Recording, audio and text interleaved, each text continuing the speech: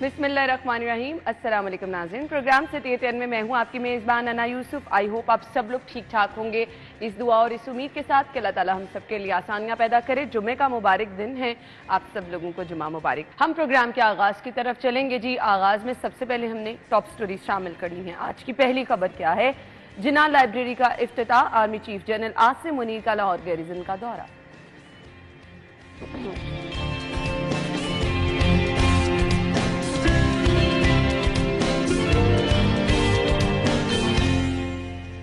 वफाकी वज़ीर दाखिला मोहसिन नकवी गुर्दा माफिया के खिलाफ सरगर्म, गैर कानूनी ट्रांसप्लांट के खिलाफ क्रैकडाउन का हुक्म। फ्लाइट्स का चेक इन शुरू, लाहौर एयरपोर्ट का इमिग्रेशन सिस्टम 12 घंटे बाद फॉल। और सोलर सिस्टम से बिजली बनाने वाले सारिफीन पर कड़ी शराइत क्या हैं, ये भी डिस्कस करेंगे आज के शो में।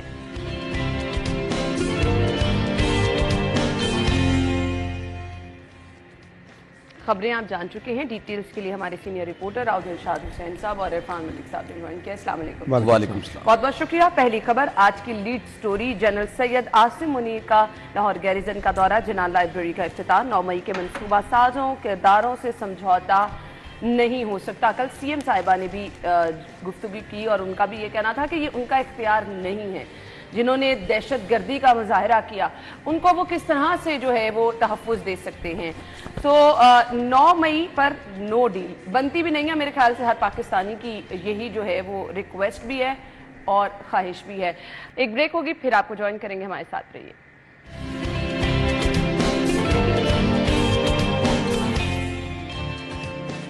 Welcome back. आज की खबर की तरफ आएंगे। गैर कानूनी ट्रांसप्लांट के खिलाफ क्रैकडाउन के अहकाम जारी किए गए। जी जी बिल्कुल। पहले आयशा से पूछे भी और तो नहीं लाइव सोर्स वाला रह गया? ये लाइव सोर्स कोई और तो नहीं है? अगर है तो वो भी साथ में वो कर ले, ताकि सीएम साहिबा का आना जो है ना वो मेरे ख्याल से हमारी खबरों से ज्यादा इंपॉर्टेंट है। पूछ लेना ये ना हो कि इरफान भी बोलना शुरू करे अपनी खबर पे, उसके बाद फिर मेरे ख्याल से ये मजबूरी आप लोगों से ज्यादा बेहतर कोई नहीं समझ सकता कि आप लोग ऐसे लाइव इवेंट में मौजूद होते हैं और आपको पता होता है कि ये अब अगर आप सीएम साहिबा के इवेंट में मौजूद होते तो फिर आपको पता है कि वो कितना जरूरी है दिखाना। सो हमारे चैनल में जरूरी ये चीजें होती हैं न्यूज पे खास तौर पे कि जो अपडेट चल रही है, जो चीजें अभी हो रही हैं वो दिखानी ज्यादा जरूरी होती है। चलें जी अब आ जाए खबर की तरफ। वफाकी वज़ीर दाखिला मोहसिन नकवी गुर्दा माफिया के खिलाफ सरगर्म। ये माफिया आज से नहीं, अरसा दराज से हम सुन रहे हैं, लेकिन मेरे ख्याल से इस माफिया को कंट्रोल करना भी बहुत मुश्किल है। इरफान साहब, अना उसकी एक बहुत बड़ी एक वजह आज़ाद कश्मीर है। आज़ाद कश्मीर के अंदर आपको पता है कि FIA का जो है वो वहाँ पे अमल दखल नहीं है। FIA जो है आपके बाकी जो सूबे हैं वहाँ पे है, आज़ाद कश्मीर में नहीं है।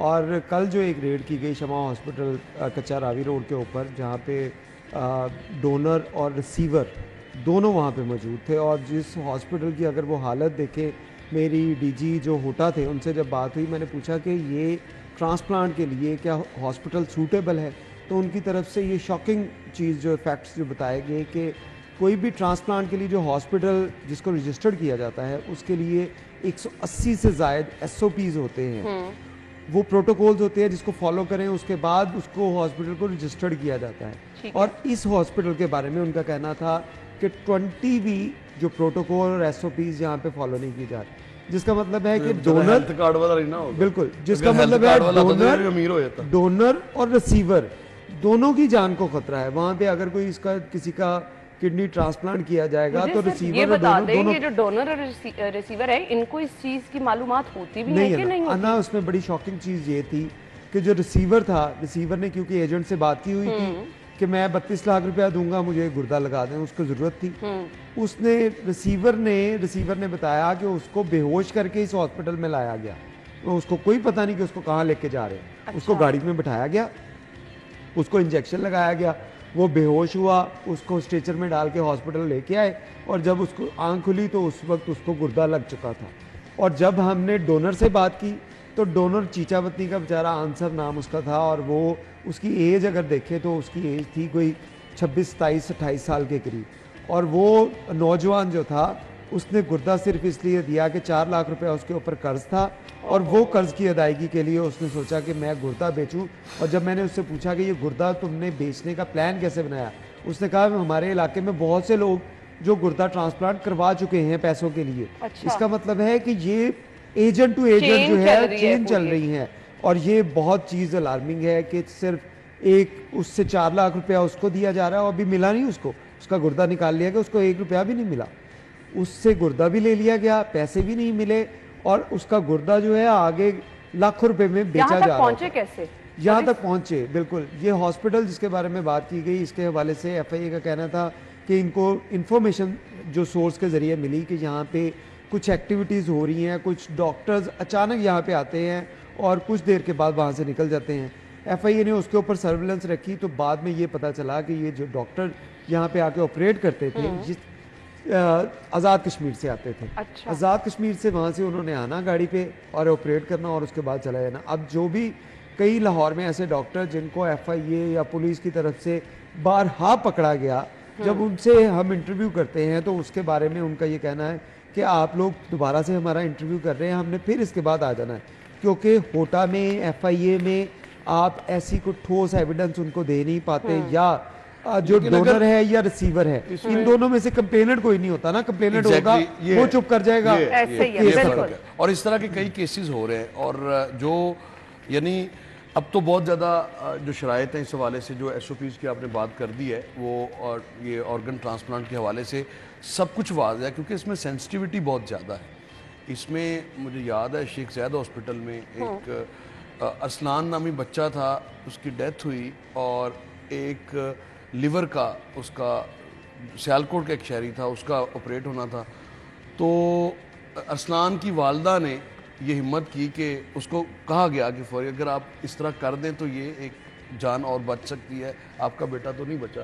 تو وہ اس کا جو لیور تھا وہ ایک لگایا گیا اس کو, دوسرے پیشنٹ کو, سیالکوٹ کا جو تھا, اور وہ 40-50 سال اس کی ایج تھی, 45-50 ہوگی, تو وہ بالکل ٹھیک تھا. تو اس میں سینسٹیوٹی بہت زیادہ ہوتی ہے. اس سے پہلے جو مسعود ہاسپٹل کے حوالے سے جو سکیمز آتے رہے, پھر قانون سازی کی گئی, اس میں تمام تر چیزوں کو دیکھا گیا. 180 ایس او پیز تو جو یہ ڈاکٹر جو ہاسپٹلز کے لیے ہے, اور اس کے علاوہ جو ٹرانسپلانٹ کے لیے وہ ایک ایگریمنٹ ہے, مطلب بلڈ ریلیشن کا ہونا بڑا ضروری ہے اس میں.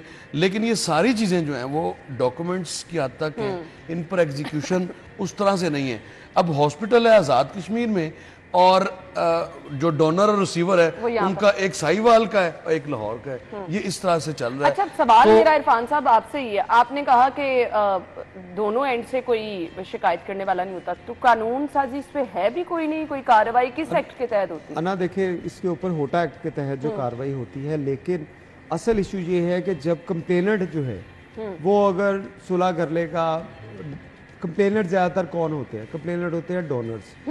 ڈونرز جس نے 4 لاکھ روپیہ, جیسے میں نے بات کی کہ چیچا وطنی کا ایک نوجوان ہے جس نے قرضہ اتارنے کے لیے اپنا گردہ بیچا, اب اس کو 4 لاکھ روپیہ ملا نہیں. کچھ عرصہ وہ ان لوگوں کے ترلے کرے گا, ان کو فون کرے گا, ایجنٹس کو, مجھے اس کا حل آپ سے پوچھنا ہے, بریک کا کہا جا رہا ہے, تو یہ معاملہ پھر مجھے ختم ہوتا نہیں نظر آ رہا. مجھے بریک لے لیں, سخت سے سخت قانون سازی کی. چلیں جی, بریک کے بعد آتے ہیں.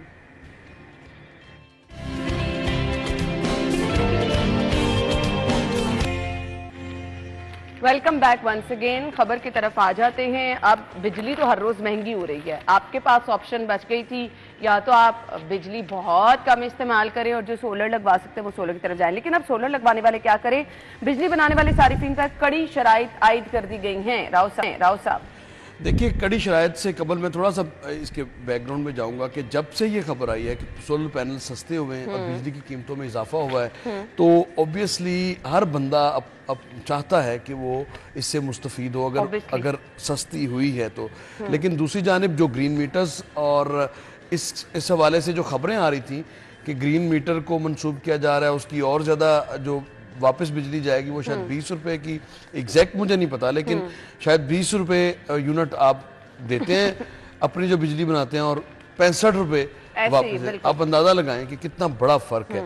اور یہی نہیں ہے, پھر اس کے بعد سوشل میڈیا پر چلنے والی جو خبریں تھیں کہ 2000 روپے پر کلو واٹ جو ہے وہ آپ کو پڑے گا تو 5 kV کا اگر کسی نے لگایا تو 10,000 تو اس کو پھر بھی ٹیکس پڑنا ہے. تو بہرحال یہ خیر قابل عمل نہیں ہے. دوسری جانب اب جو باتیں آ رہی ہیں کہ اس حوالے سے منصوبہ بندی کر رہی ہے لیسکو, کچھ نہ کچھ اپنے سورسز کے ذریعے خبریں نکالتی ہیں. 1.5 کے جس کا سسٹم لگا یعنی 1500 kV کا, تو 15 kV والا سسٹم ہے وہ زیادہ تر وہ لگاتے ہیں یونٹس والے, یا 1 کنال 2 کنال کے گھر میں 15 kV کا سسٹم لگتا ہے. تو اب ان کے اوپر کڑی شرائط آپ نے کیا چاہتے ہیں کہ ایک تو وہ 20-25 لاکھ روپیہ لگائے, وہ اپنا سسٹم لگوائے, اپنی بجلی خود جنریٹ, آپ پر بوجھ کم ہو, آپ تو سروسز دے نہیں سکتے, اگر وہ کروا رہا ہے تو اس کے اوپر آپ نے کیا کڑی شرط رکھنی ہے؟ کیا مطلب وہ کوئی جسوسی یعنی یہ ہے نا پریشان ہے. ایک کمنٹ چاہیے مجھے وائنڈ اپ کرنا ہے. انا بس سورج پہ ٹیکس لگایا جا رہا ہے کہ سورج کی لائٹ جو ہے وہ کیوں کوئی استعمال کرے. صحیح ہے, واقعی اس سے زیادہ جتنی آپ کے لیے مشکلات ہیں نا صرف وہ پیدا کرنے کی کوشش کی جا رہی ہیں. بجلی مہنگی ہے, بچت کرنے کے مرضی کر لیں وہ ممکن نہیں ہو پا رہا. سولر جنہیں لگائیں ان کے لیے شرائط یہ لگا دی گئی ہیں. آپ لوگوں کے وقت کا شکریہ. ہیڈ لائنز کے بعد آپ کو جوائن کریں گے ہم.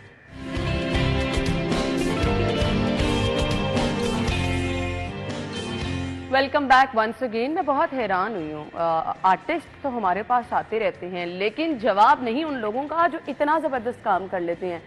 12 سال کی انتھک محنت آپ کی, دن رات آپ ایک ہی کام کر رہے ہیں, اور آپ نے کیا کیا کہ جی آپ نے قرآن پاک بنا اور بڑے ہی منفرد انداز میں, مطلب میں نے پہلے کبھی یہ نہ سنا نہ دیکھا, اور میں بہت حیران بھی ہوئی ہوں. ریشمی دھاگوں سے قرآن پاک کو بنا گیا, اور مطلب یہ اس قدر آپ کا باریک بینی سے کیے جانے والا کام ہے, کیونکہ آپ باقی چیزیں اگر کوئی لکھ رہے ہو نا, جیسے میرے پاس ان کے باقی کام بھی پڑے ہیں ہمارے آج کے مہمان کے, جس پہ کسٹمائز کوئی اپنا نام وغیرہ ہے وہ لکھوا لیتا ہے, لیکن جب آتی ہے بہت بڑی ذمہ داری قرآن پاک بننے کی, پھر آپ نے بہت باریک بینی سے بہت زیادہ ٹائم دے کے یہ کام کرنا ہوتا ہے. سو اپنی نوعیت کا یہ انوکھا کارنامہ بھی ہے, منفرد کام بھی ہے جو پہلے کبھی کسی نے نہیں کیا. تو ہم اپنے مہمان کو ویلکم تو کہیں گے, ساتھ ہی ساتھ اس حیران کن اور اس بڑے کارنامے پر انہیں جو ہے خراج تحسین بھی پیش کریں گے. اسی طرح حکومت پاکستان کی جانب سے بھی ان کے کام کو سراہا گیا اور انہیں صدارتی ایوارڈ تمغہ امتیاز سے نوازا گیا. ہمارے آج کے جو مہمان ہیں میں ان کا تعارف کرانا چاہوں گی. آرٹسٹ ہیں خان شاہ نواز, انہیں اپنے شو میں ویلکم کہیں گے. السلام علیکم جی. وعلیکم السلام. بہت بہت شکریہ آپ کے وقت کے لیے. میں بہت حیران ہوئی ہوں, مطلب ہم نے لوگوں کو کسٹمائز کام کرتے دیکھا ہے, نام بنتے دیکھا ہے, لیکن سب سے بڑا جو آپ کا کارنامہ ہے میں پہلے اس کا ذکر کرنا چاہوں گی. قرآن پاک کو ریشمی دھاگوں سے بننا, یہ آپ کو خیال کیسے آیا؟ میں پولیس انسپیکٹر ریٹائرڈ ہوں. میری لائف کے اندر جیل آنا جانا ہوتا تھا, ہمارے قیدی ہوتے تھے, بہت سارے قیدیوں کا جیل ٹرائل ہوتا ہے. تو وہاں یہ جیل کے اندر کچھ لوگ پینسل کے اوپر نام لکھتے ہیں, جیسا کہ میں نے آپ کو دکھایا ہے, یہ نام لکھا ہوا ہے. تو یہ آرٹ ہے, یہ بہت سارے لوگوں کے پاس ہے. تو یہ اس نے مجھے میرا بھی پین بنا کے دیا, تو میں نے اس کو پھر سیکھا. میرے اندر کا ایک آرٹسٹ جو ہے وہ جاگا, کیونکہ اس سے پہلے بھی میں کیلیگرافی کرتا رہا ہوں, اور میری یہ کیلیگرافی کراچی ایئرپورٹ ڈومیسٹک اور ڈپارچر کے اوپر وہ جمبو سائز کا اللہ کا نام لکھا ہوا ہے, وہ لگی ہوئی ہے. وہ پچھلے 22 سال سے وہ لگی ہوئی ہے وہاں, تو لوگ دیکھتے ہیں. تو میں کیلیگرافی کرتا رہتا تھا, تو اس میں مجھے اٹریکشن نظر آئی, تو میں نے اس کو سیکھا. سیکھنے کے بعد پھر اس کو میں نے عربی میں ڈالا. جب عربی مجھے لکھنی آ گئی, کیونکہ عربی کے اندر اعراب کافی ہیں, کافی مشکل کام ہے, اور اس میں مزے کی بات یہ ہے کہ اگر آپ سے ایک غلطی ہو جاتی ہے, ایک زیر زبر پیش رہ جاتی ہے, تو دوبارہ کھول کے کرنا پڑتا ہے. اور اگر پینسل کمپلیٹ ہو جائے اور آپ کو پتہ چلے کہ اس میں کوئی مسنگ ہے, تو پھر آپ دوسری پینسل بنانی پڑے گی. میرے پاس کم از کم 250 پینسلوں کا ریکارڈ ہے جو ضعیف پینسلیں ہیں, تو ان کو ہم نے ضائع نہیں کیا, ان کو سنبھال کے رکھا ہے. یہ جو پینسل ہے, یہ جو میں نے آپ کو لال پینسل ہے, یہ سورہ رحمان کی ایک آیت ہے, اس کے اندر بھی والارض جو ہے وہ مسنگ ہے. تو یہ پینسل بھی ایک طرح سے ایک وہ ضعیف پینسل ہے. یہ دکھا دیجیے گلزار بھائی, یہ ہمارے ناظرین کو دکھا دیجیے گا. اچھا آپ یہ دیکھیں کہ پورا دھاگا لپیٹ کے یہ کام ہوا ہے, اور جس طرح سے خان شاہ نواز صاحب یہ کہہ رہے ہیں کہ اگر تھوڑی سی بھی غلطی ہو جائے تو آپ کو یہ سارا دھاگا کھل. اچھا ٹائم کتنا لگتا ہے مجھے یہ بتا دیجیے گا. ایک پینسل بنانے میں مجھے 1 گھنٹہ لگتا ہے, اور ایک دن میں 5 سے زیادہ پینسلیں نہیں بنتی, کیونکہ ہارڈ ورک بہت زیادہ ہے. نظر اور کمر جھکا کے اور انگلیوں کے ساتھ, ابھی میں نے 2 پین یہاں بنائے ہیں تو میری انگلیوں میں درد شروع ہو گیا ہے. تو یہ سردیوں میں تو بہت زیادہ اکڑ جاتی ہے, مشکل ہو جاتا ہے. مشکل, اور پھر 12 سال, اور وہ بھی ریٹائرمنٹ کے بعد. بالکل آپ نے صحیح یعنی کہا. جوانی بھی ہے بڑھاپے کی طرح. لیکن ایک شوق ہے نا اور دوسرا آپ کا ایک صرف شوق نہیں ہے، ایک جنون ہے. ہاں بالکل، اور یہ لگن اور جنون کے علاوہ یہ کام آپ کر بھی نہیں سکتے ہیں. جو قرآن پاک بننے کا عمل تھا، سب سے پہلے تو یہ میرے خیال سے آپ کو اعزاز حاصل ہونا ہی بہت بڑی بات ہوتی ہے. کتنی دیر میں مکمل کیا؟ یہ 12 سال میں مکمل کی ہوا ہے. اس سے پہلے جو قرآن پاک لکھے گئے ہیں پورے 1400 سال کی اگر ہم تاریخ دیکھتے ہیں تو اس میں لکھائی تو 13ویں صدی تک تو لکھائی ہوتی رہی ہے. اس کے بعد پھر کڑھائی ہے، سلائی ہے، مولڈنگ ہے، پیسٹنگ ہے اور ڈگنگ ہے، اور بھی بہت سارے میتھڈ ہیں استعمال کیے ہوئے. مگر یہ ویونگ کا میتھڈ جو ہے یہ دنیا میں، یہ آرٹ بھی صرف میرے ہی پاس ہے پوری دنیا میں، اور یہ آئیڈیا بھی میرا ہی ہے. اور اس کو ابھی تک کسی دوسرے نے نہ شروع کیا ہے نہ اس کا اختتام. اچھا، ہر چیز جب آپ پلان کرتے ہیں نا تو اس پہ پھر آپ نے بڑی ساری چیزیں دیکھنی ہوتی ہیں کہ بجٹ کتنا آئے گا، وقت کتنا درکار ہوگا. تو مجھے بتائیے گا اس تمام پہ بجٹ آپ کا کتنا درکار بجٹ؟ اس کے اوپر تقریباً 35 لاکھ کا صرف میٹیریل کا خرچہ ہے، کیونکہ یہ صورت وائز اس کو بنایا گیا ہے اور بڑے بڑے فریم ہیں. جیسے سورہ بقرہ کا فریم ہے تو وہ 8x4 کی 2 شیٹیں ہیں. لسانی کی وہ 1 انچ موٹی کی شیٹ ہوتی ہے. اس کے اوپر ہم ان کو پینسلوں کو ایک وہ کلپ بنوایا ہوا ہے. وہ کلپ بھی میری اپنی ڈائی ہے، میں نے خود اسپیشل ڈائی بنوائی. وہ پلاسٹر کا کلپ بنتا ہے جس کے اندر یہ پینسل فٹ ہوتی ہے اور یہ بالکل گول پینسل ہے اور یہ ایک ہی آدمی ہے پوری طرح. دیکھنے میں اتنی خوبصورت لگ رہی ہیں یہ. تو کیا دن رات آپ نے کام کیا ہے؟ جی ہاں، یہ مطلب جب بھی موقع ملتا ہے، گھر میں ریٹائرڈ آدمی کرتے رہتے ہیں، مگر 5 سے زیادہ پینسلیں نہیں بنتی ہیں ایک دن میں. یہ ایوریج ہے اس کی. کبھی 6 بھی بن جاتی ہیں، کبھی 7 بھی بن جاتی ہیں، مگر دوسرے دن کبھی کام ہوتا ہے تو ایوریج جو ہے وہ 5 پینسلوں کی ہے. میں نے سورہ بقرہ جب لکھی تھی تو میں نے سب سے پہلے تو آخری پارے کو شروع کیا تھا. وہ چھوٹی صورتیں ہیں، وہ میں نے کچھ 6 مہینے میں ایک پارہ مکمل کیا تھا. یہ 2015 کی بات ہے. ماشاءاللہ. اور اس کے بعد پھر میں نے سوچا کہ میں مکمل قرآن کیا لکھ سکتا ہوں، کیونکہ اس کے لیے ٹائم بھی چاہیے اور میرا ایج لمٹ بھی ایسی آ گئی ہے کہ اب ہر آنے والا دن جو ہے وہ انسان کے اعضاء جو ہیں وہ جواب دینے شروع ہو جاتے ہیں. تو پتہ نہیں یہ میں کام کر پاؤں گا کہ نہیں پاؤں گا، مگر میں نے ہمت اور جنون اور میں نے کیا. تو وہ میں نے آپ نے بہت بڑا کارنامہ کیا ہے. سورہ بقرہ میں نے پورے 6 مہینے میں لکھی ہے. یعنی 1 جولائی 2015 سے لے کے 1 جنوری 2015 سے لے کے 6 جولائی 2015 کے درمیان میں نے سورہ بقرہ 2.5 پارے مکمل کیے. ماشاءاللہ. تو پھر میرا حوصلہ بڑھ گیا. میں نے کہا میں لکھ سکتا ہوں، کیونکہ جو سب سے بڑی صورت تھی وہ میں نے لکھ لی تھی. بالکل ایسے ہی. تو پھر میں شروع ہو گیا. اس کے اوپر 35 لاکھ کا خرچہ آیا ہے اور جو مختلف ذرائع سے میری بیوی نے مطلب اس میں اپنا زیور ڈونیٹ کر دیا پورا. میں نے اپنا گھر بیچ دیا. یعنی 12 سال میں بہت کچھ ہوا ہے. لیکن آپ کی خدمات کا اعتراف بھی کیا گیا. صدارتی ایوارڈ ملنے کی امید تھی کہ آپ کے کام کو اتنا سراہا جائے گا؟ مجھے کوئی امید نہیں تھی. ہاں 2 سال پہلے کسی نے آرٹ کونسل کا میں ممبر ہوں، انہوں نے مجھے ممبرشپ دی تو انہوں نے کہا تھا کہ ہم دلائیں گے، مگر یہ کسی اور کارنر سے پھر یہ اسلام آباد سے وہ میری منسٹر تھے. خاص میرا خیال ہے کہ مجھے جہاں تک یاد پڑتا ہے یہ مریم اورنگزیب صاحبہ کا ہے. ان کو بھی میں نے وہ ایک گفٹ دیا تھا تو ان کو بھی انہوں نے اس کو ریئلائز کیا ہے. نہیں جی، یہ بڑی محنت کا کام ہے. اور پھر اس ایج میں آپ نے اپنی پوری زندگی جس ڈیوٹی میں گزاری، دونوں بڑے ڈیفرنٹ کام ہیں. جو ڈیوٹی آپ نے کی اگر اس کو ریلیٹ کیا جائے اس آرٹ کے ساتھ تو دونوں کا کوئی تعلق نہیں ہے. نہیں مطلب میں سمجھتا ہوں کہ پولیس افسر حسن مولا ہوتا ہے. میں نے شاعری بھی کی ہے، میں نے ایک بک بھی لکھی ہے اور بھی بہت سارے کام کیے ہیں.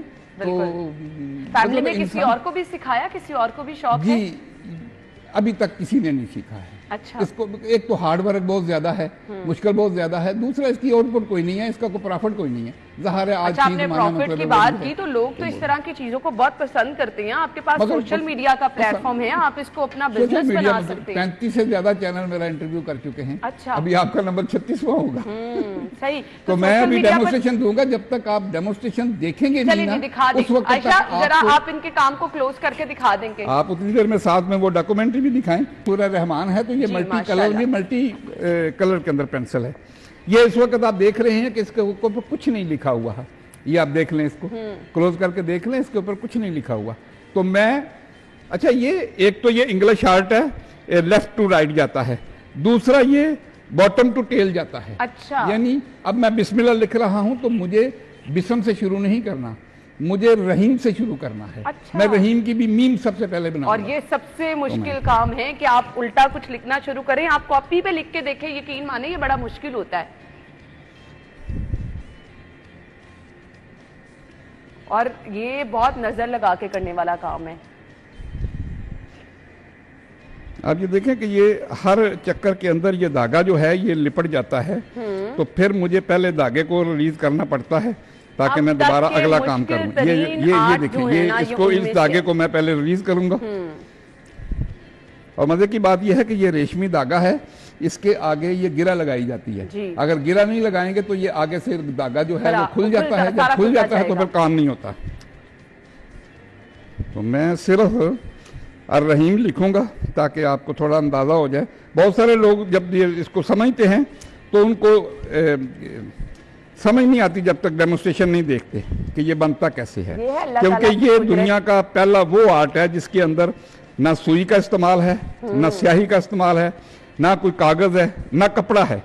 تو بہت سارے نے سوال کیا جی پھر بنتا کیسے ہے. میں نے کہا پھر یہ آپ یہ دیکھ لیں, آپ کے سامنے بن رہا ہے. تو یہ اسی طریقے سے یہ انگلیوں کی مدد سے ہر دفعہ مجھے یہ دھاگے جو ہیں وہ کلیئر کرنے پڑتے ہیں, اسی لیے یہ ٹائم لیتا ہے. اب مجھے یہ ہے کہ لفظ بنانے آگے ہیں. شروع میں یہ بہت مشکل تھا کہ کون سا دھاگا کہاں سے اٹھانا ہے. تو یہ سب سے اب میں اس میں ریگولر ہو گیا ہوں. اب میں آپ کو یہ مجھے کم از کم یہ 5 منٹ لگیں گے.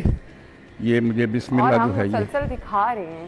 مطلب میں تو آپ کی انگلیوں کا کمال دیکھ کر کے اللہ تعالیٰ نے ہر بندے میں کیا اسپیشل صلاحیت رکھی ہے کہ جو آپ کو دوسروں سے ڈیفرنٹ بنا دیتی ہے. میں نے واقعی مجھے تقریباً یہاں پر 6 سال ہو گئے یہ شو کرتے ہوئے, میں نے واقعی ایسا آرٹ نہیں دیکھا. یہ بہت منفرد اور بہت زبردست آرٹ ہے. جی میرا کلیم یہ ہے کہ یہ دنیا میں صرف میرے ہی پاس آرٹ ہے اور کسی کے پاس نہیں ہے. ابھی تک تو سامنے نہیں آیا. 2015 سے میری ویڈیوز اور میرے پروگرام جو ہیں وہ میڈیا دکھا رہا ہے, تو ابھی تک تو کسی نے کوئی کلیم نہیں کیا, کوئی دعویٰ نہیں کیا. دنیا کے اندر ابھی بہت سارے ملکوں کے اندر, پاکستان کے اندر بھی بہت سارے لوگوں نے قرآن پاک لکھا ہے, تو وہ ان کی وہ آتی رہتی ہیں ویڈیو. اس میں سب سے زیادہ عربی مشکل یہ ہے کہ اس میں جو اعراب ہیں وہ بہت زیادہ ہیں. اب بسم اللہ میں 4 لفظ ہیں, بسم اللہ, الرحمن, الرحیم. اگر ایک بھی, اور اس کے اندر 19 اعراب ہیں, لفظ 4 ہیں اور اعراب 19 ہیں, تو کتنی ہارڈ شپ ہے. بالکل. اور اگر آپ کا زیر زبر کا تھوڑا سا بھی غلطی ہوگی تو آپ کو یہ پوری پینسل کھولنی پڑتی ہے دوبارہ. نہیں, شروع میں تو میں کھول لیتا ہوں. اگر پوری پینسل بن جاتی ہے تو پھر میں کھولتا نہیں ہوں, کیونکہ کھولنے پہ ٹائم لگتا ہے. تو جتنا ٹائم کھولنے میں لگے گا ہاں اس میں سمجھتا ہوں کہ میں دوسری پینسل شروع کر دیتا ہوں. ہاں یہ ہے کہ وہ کافی ایک دفعہ انسان جو ہے نا وہ حوصلہ ہار جاتا ہے کہ یار پوری میں نے کیئر بھی کی, اور پھر آپ دیکھیں کہ میں نے, اور ماشاءاللہ جس طرح سے آپ کے ہاتھوں میں وہ تیزی اور مہارت ہے, یقین مانے آئی ایم ریئلی امپریسڈ. بس لوگ دیکھتے ہیں تو حیران تو ہوتے ہیں کہ یہ واقعی حیران کن ہے. اسی لیے ہم نے لکھا ہوا کہ یہ اس وقت دنیا کا 8واں عجوبہ ہے, اس کو آپ کنسیڈر کریں. اور چونکہ یہ صورت وائز بنایا گیا ہے, ہر صورت کا علیحدہ فریم ہے. سب سے بڑا فریم جو ہے میرا, ایک سورہ بقرہ کے تو 2 ہیں, اسی طرح سورہ عمران کے, آل عمران کے بھی 2 ہیں, وہ 3 ہیں. وہ 4x4 کے 3 فریم ہیں ایک ہی سائز کے. اسی طرح سورہ نساء کے ہیں. تو ایک بڑا فریم جو ہے وہ سورہ آراف کا ہے, وہ 9.5 فٹ اس کی لمبائی ہے, 9.5 فٹ بائی 4.5 فٹ. تو وہ سب سے بڑا ہے, اس میں 550 پینسل ہے. صحیح. تو یہ بھی آپ دیکھیں گے. گھر میں تو ذرا میری سیٹنگ ہوتی ہے نا, میرا اپنا ہر چیز ہے, تو یہاں ذرا آپ اپنی سیٹ پہ بیٹھ کے بہتر طریقے سے کر سکتے ہیں. مگر یہ ہے کہ کر لیتا ہوں میں. اچھا, میں آپ کو بتاتی چلوں کہ خان شاہ نواز صاحب نے جو دھاگا ادھر سے آپ ٹیبل کے اوپر سے گھما کے دیکھ رہے ہیں, پوری دھاگے کی جو ریل ہے انہوں نے اپنے پاؤں کے درمیان میں دبا کے رکھی ہے. تو کوئی آپ نے سٹنگ پلیسمنٹ گھر میں ایسی کی ہوئی ہے؟ جی بالکل, میرا ایک ٹیبل ہے, مخصوص ٹیبل ہے جس کے اوپر میں بیٹھ کے کام کرتا ہوں. یہ بھی دکھا دیں کہ دھاگا انہوں نے پلیس کہاں کیا ہوا ہے. جو دھاگا آپ دیکھ رہے ہیں یہ ٹیبل سے گھوم کے آ رہا ہے, یہ ان کے پاؤں کے درمیان میں دھاگے کی وہ پوری پاؤں ایکسیلیٹر کا کام کرتا ہے. جتنا مجھے دھاگا چاہیے, یہ دھاگا تنا ہوا ہے, اگر ڈھیلا ہوگا تو کام نہیں کرے گا.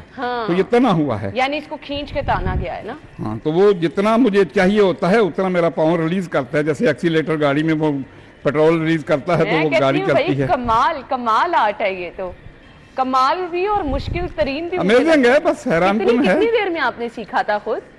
सीखने की बात नहीं है, सीखना तो मैंने 1 घंटे में 2 क्लासें ली थी। अच्छा। और मैंने सीख लिया। इसमें जो सीखने का अमल है उसमें सिर्फ यह है कि how to start, how to and, बस कि शुरू कहाँ से करना है। और करती है आपकी विल बड़ी मैटर करती है, आपकी लगन बड़ी मैटर करती है हर काम में। वही मैंने कहा ना कि ये जुनून है, और जुनून के बगैर नहीं आदमी काम कर सकता। और फिर सबसे बड़ी बात है जी, जब तक अल्लाह ताला तौफीक नहीं देगा, ये बंदे के बस का काम नहीं। आपने बिल्कुल सही कहा। तो जब तक अल्लाह ताला जो है वो काम करवा रहा है उसका, बेशक, क्योंकि कुरान पाक, मुझे इसके बारे में कोई वो भी नहीं है।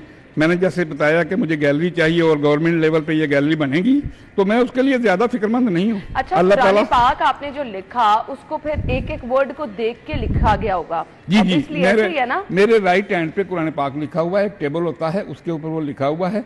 मैं यहाँ तो मैं बिस्मिल्लाह, चूंकि मुझे ज़बानी याद हो चुकी है। हाँ। इसी तरह मैं अगर सूरह फातिहा लिखता हूँ तो वो भी मैं लिख लेता हूँ। बाकी सूरतें जो हैं वो मैं देख के लिखता हूँ, ज़ेर ज़बर, तो ऐसे चल रहा होता है। यानी एक कदम ये, एक तो कदम क्या फिर कहीं से इसके बावजूद गलती हो जाती है। जो पूरा कुरान पाक लिखा उसको फिर कहीं से चेक भी कराया आपने? जी, प्रूफ रीडिंग करवाई है। अच्छा, प्रूफ रीडिंग इसकी महकमा औकाफ ने की है, और उसके ऊपर भी मेरा को 50,000 रुपया का खर्चा हुआ है। जाहिर है उसके लिए वो गवर्नमेंट के जो हाफिज होते हैं, मुकर्रर होते हैं, उनकी फीस होती है। वो फीस लेते हैं, 30,000 तो उनकी फीस है। तो एक वहाँ मतलब महकमा औकाफ जो है, अभी मैं जो यहाँ आया हुआ हूँ तो मेरा मकसद सिर्फ ये है कि मेरे जो 5 पारे जो इस्लामाबाद में रखे हुए उनकी प्रूफ रीडिंग नहीं है, तो उनकी मैंने प्रूफ रीडिंग करवानी है। वो एक G4 में एक अलामा साहब हैं, उनको उन्होंने नॉमिनेट किया हुआ है। आप भी रिकॉर्ड तो हमने करवाई हुई है, उसमें कोई गलती नहीं है, मगर यह है कि सर्टिफिकेट लेना है। तो जब तक सर्टिफिकेट, बाकी कराची में जितना भी है वो सर्टिफाइड है। मजीद कितना वक्त इसमें रह गया खान शाह नवाज साहब? नहीं जी, कुछ नहीं, कोई टाइम नहीं है। मैंने सिर्फ एक लफ्ज आपको लिख के दिया है, अर्रहीम, यानी ये बिस्मिल्लाह का आखिरी लफ्ज है, और अभी मैंने आपके सामने लिखा है, ये आप देख रहे हैं। माशाल्लाह, रियली ब्यूटीफुल, बहुत ही जबरदस्त, बहुत जबरदस्त जी। ये आप हाथ में पकड़ के देख सकती हैं कि ये अर्रहीम जो है, और बहुत ही खूबसूरत लिखा है जी, बहुत ही खूबसूरत लिखा गया है। गुलजार साहब कैमरा क्लोज करके दिखा दें, बहुत ही जबरदस्त लिखा है, माशाल्लाह माशाल्लाह। मैं बहुत इम्प्रेस हुई हूँ, बहुत जबरदस्त आपका ये काम है। मैसेज क्या आप देखने वालों को देना चाहेंगे?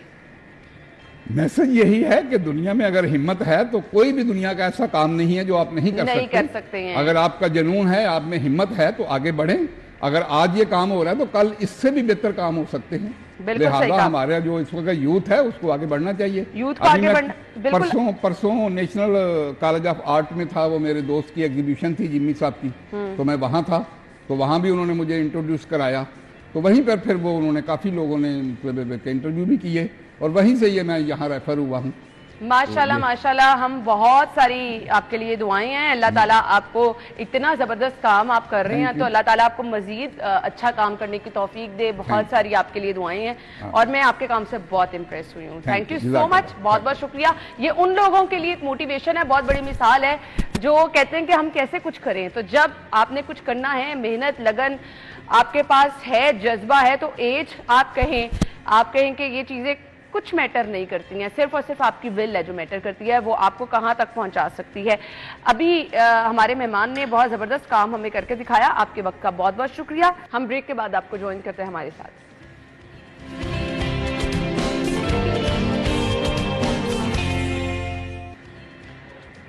खुश आमदीद आपको शो में कहेंगे। नाजरीन, कुरान पाक में जिंदगी में अगर आप कुछ नया करना चाह रहे हैं, कुछ प्लान कर रहे हैं, वो आपकी जो प्लानिंग है वो आपको ऑलरेडी वहाँ पर कुरान पाक में आपको पता चल जाएगा कि आप ये सोच रहे हैं, तो उसको आपने किस तरह से अमली जामा पहनाना है।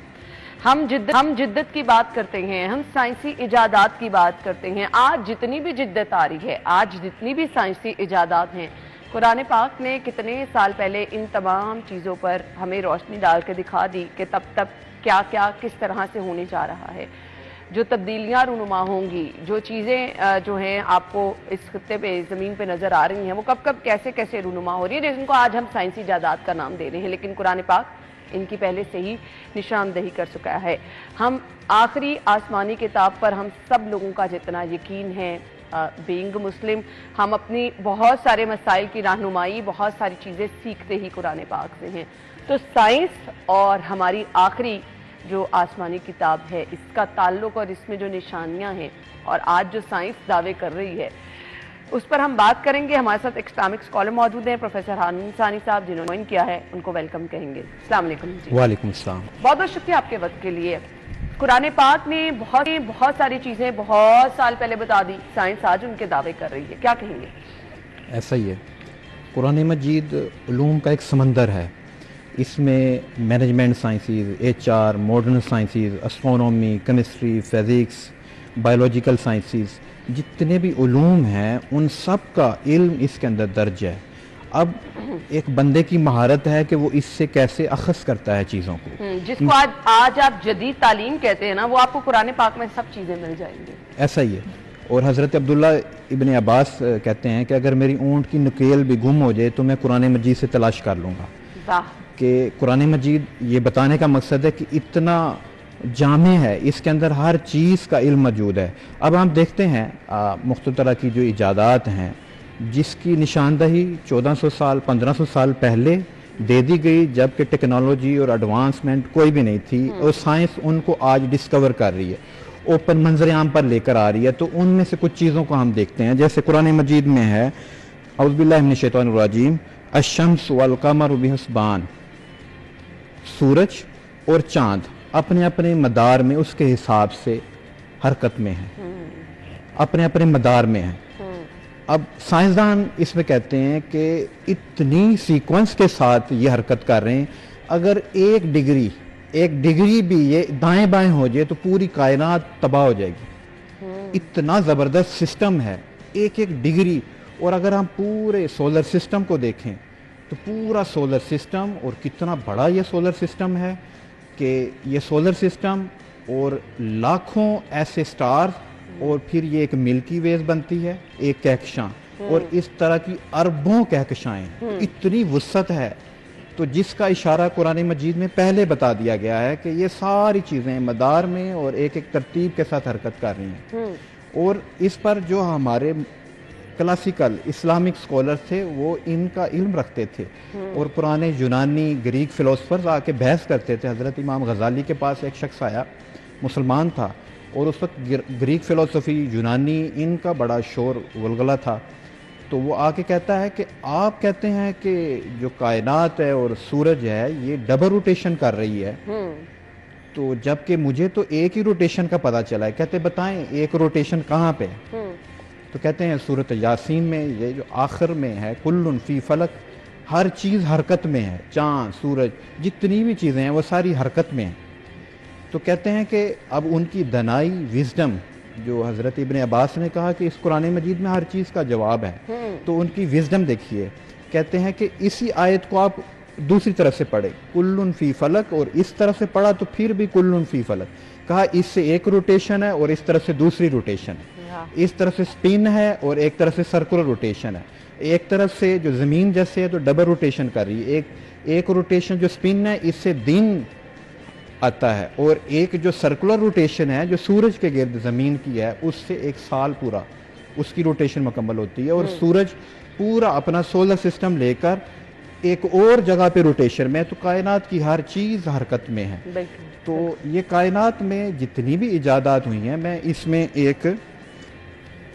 एक और चीज़ की तरफ इशारा करता हूँ, वल जिबाल औतादा, कि ये जो पहाड़ है इसको ज़मीन की मेखें बनाएं। और साथ ये भी कुरान में मुख्तलिफ जगहों पे जिक्र है कि अगर ये मेखें ना बनाते तो ये अपने मदार में कांपती, हरकत प्रॉपर ना कर पाती। तो इस पे एक रिचर्ड, एक पुलिस ऑफिसर गुजरा है, 1988 में यूके में एक एहतजाज हुआ, उसको रोकने के लिए, उसमें मुसलमान थे, उनको वो रोकने के लिए इंक्वायरी करने लगा कि ये मुसलमानों के पीछे कौन सी चीज़ें हरकत कर रही है और क्या कौन सी चीज़ है जो इनको मुश्तमे कर रही है। तो उसने कुरान मजीद को परचेज़ किया और इसकी स्टडी स्टार्ट कर दी।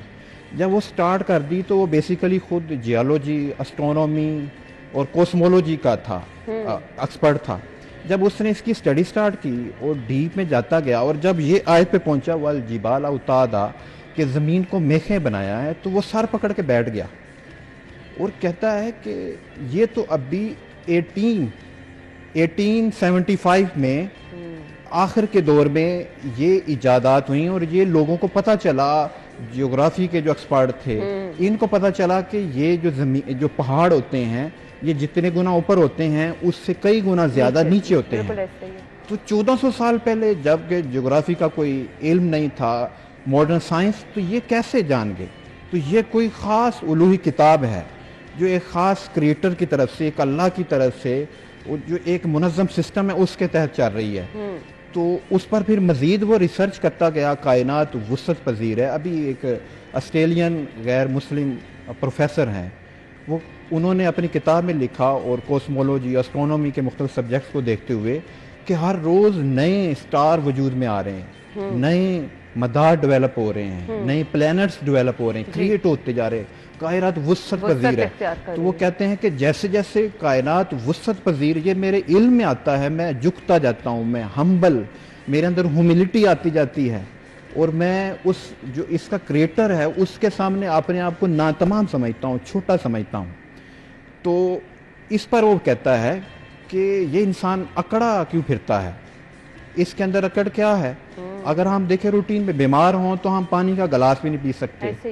تو اللہ تعالیٰ کو عاجزی بڑی پسند ہے، اس کو ہم ساتھ اپنی پرسنل لائف، سوشل لائف کے ساتھ بھی ریلیٹ کرتے جاتے ہیں کہ چیزوں کو، کہ یہ جب ہم کائنات کی وسعت کو دیکھتے ہیں تو ہم اپنے وجود کو دیکھیں 7، 7.5 فٹ 6 فٹ کے قد و قامت کے ساتھ، اور اس کے سامنے کائنات اور اللہ کے وجود کو دیکھیں تو ہم کچھ بھی نہیں ہیں۔ یہ دولت، عہدہ، منصب جس کے پیچھے انسان بھاگ رہا ہے، اس کی کوئی ویلیو نہیں ہے۔ تو سب سے بڑھ کر یہ ہے کہ وہ عاجزی کے ساتھ رہے، اللہ تعالیٰ کو عاجزی پسند ہے۔ اب ہم مزید دیکھتے ہیں کہ قرآن مجید میں جب ہم مختلف آیات کا ذکر پڑھتے ہیں، میں اس کو سادہ جو لائف ہے اس کے ساتھ کوریلیٹ کرتے ہوئے، کہ جب بھی ہم پڑھیں گے قرآن مجید میں جہاں کھانے کا ذکر ہے، جنت میں مختلف مشروبات کا ذکر ہے، تو اگر ہم سیکوینس میں پڑھیں تو آئے گا کہ فروٹ ہوگا جنت میں اور کھانا ہوگا بے شمار جگہوں پہ، اور کچھ جگہوں پہ ایسا ہے کہ مشروب ہوگا، فروٹ ہوگا اور کھانا ہوگا۔ آپ سیکوینس دیکھیں۔ اچھا، قرآن مجید میں جو بیانات ہیں ان میں ایک خاص سیکوینس پائی جاتی ہے، چیزوں میں حکمت پائی جاتی ہے۔ تو یہ ہیلتھ کے ریلیونٹ جتنے بھی اس میں ڈائٹ پلانر ہیں، نیوٹریشنسٹ ہیں، وہ یہی سب چیزیں وہ یہ کہتے ہیں کہ کھانے سے پہلے ہمیں فروٹ لینا۔ عام طور پہ فروٹ بعد میں سرو کرتے ہیں، فروٹ پہلے کھانا چاہیے۔ قرآن مجید کی خاص حکمت ہے، اور جتنے بھی نیوٹریشن ہیں وہ یہ کہتے ہیں کہ کھانے سے پہلے فروٹ لینا ہے۔ ہاں، اگر مشروب ہے، پانی ہے، تو وہ پہلے ہے، اچھا بعد میں اس کا ذکر نہیں ہے۔ تو یہ ایک خاص حکمت ہے جس کو ہمیں سمجھ کے قرآن مجید کی یہ حکمتوں کو، اس کو ہم نے اپنی لائف پہ اپلائی کرنا ہے، بالکل ایسے ہی، اور یہ ہماری رہنمائی کے لیے آیا ہے۔ آج جو ہم ڈائٹ پلانرز کے پاس جاتے ہیں اور یہاں وہاں جاتے ہیں رہنمائی حاصل کرنے کے لیے، تو قرآن پاک سے آپ زندگی کے کسی بھی شعبے میں رہنمائی حاصل کرنے چاہتے ہیں تو وہ تمام رہنمائی ہماری اس قرآن پاک میں آخری آسمانی کتاب جو ہے اس میں موجود ہے۔ زندگی میں کوئی مشکل ہو، کسی قسم کا کوئی مشورہ چاہیے ہو، تو آپ یہاں سے رہنمائی حاصل کر سکتے ہیں۔ آپ کے وقت کا بہت بہت شکریہ، تھینک یو سو مچ، جزاک اللہ، بہت بہت شکریہ آپ کا۔ جی، آپ اپنا خیال رکھیے گا، کل ملاقات ہوگی، اللہ حافظ۔